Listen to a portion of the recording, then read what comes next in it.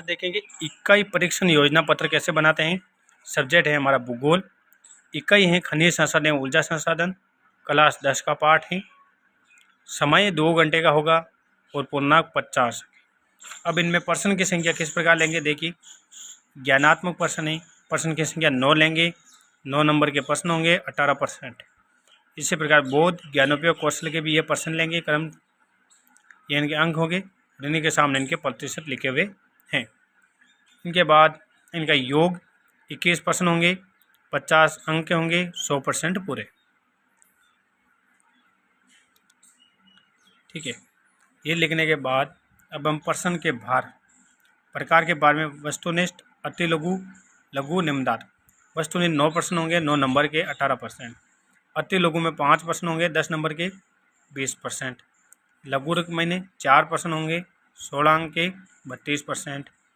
निम्नदात्मक में 3 प्रश्न 15।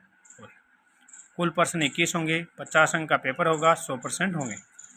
अब इकाई कौन कौन सी हैं तो देखिए, इस पार्ट में से हमने 5 उप इकाई लिखी थी। प्रकरण खनिज, धात्विक खनिज, अधात्विक, परंपरागत, गैर परंपरागत। अब इस पार्ट में से 6 प्रश्न होंगे, दूसरे पार्ट में से 3, तीसरे में से 3, चौथे में से 5 और 5 इकाई में से 4। ये अंक होगा उनका क्रम अनुसार, वो यही इनका प्रतिशत और ये इनका योग होगा।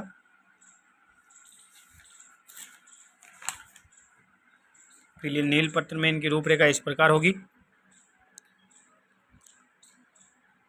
जो हमने पीछे लिए वही यहाँ पे लिखने वापस।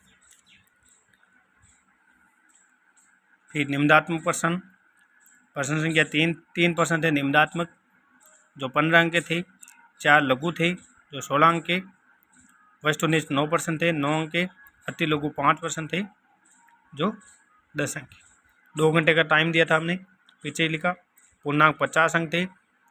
प्रश्न संख्या 1 से 9 तक थे, वस्तुनिष्ठ थे और प्रत्येक 1 अंक का था। इस प्रकार यहाँ पे पढ़ना है। फिर प्रश्न संख्या 10 से 14 तक अति लघु थे जो 2 अंक के थे प्रत्येक प्रश्न।